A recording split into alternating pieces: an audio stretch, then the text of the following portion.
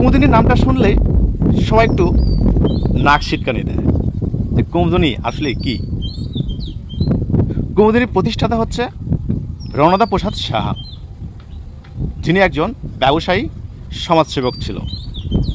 তিনি 1943 সালে মহিলা কলেজ প্রতিষ্ঠিত করে, যেটা তৎকালীন পূর্ব পাকিস্তানের প্রথম মহিলা কলেজ। কুমুদিনী একটি ট্রাস্ট কোম্পানি, যেটা মানবদের, সাধারণ মানুষের কল্যাণে কাজ করে। কুমুদিনী মেডিকেল কলেজ আছে, যেখান থেকে হাজার হাজার ছেলে এবং মেয়ে ডাক্তারি পাশ করে মানুষকে সেবা দিচ্ছে।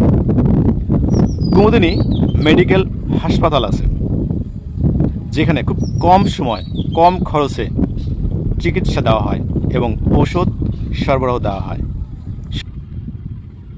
আরেকটা কথা না বললেই নয়, সেটা হচ্ছে কুমুদিনী ফার্মা 1991 সালে প্রতিষ্ঠিত হয় এবং এর কার্যক্রম শুরু করে 1998-99 সাল থেকে।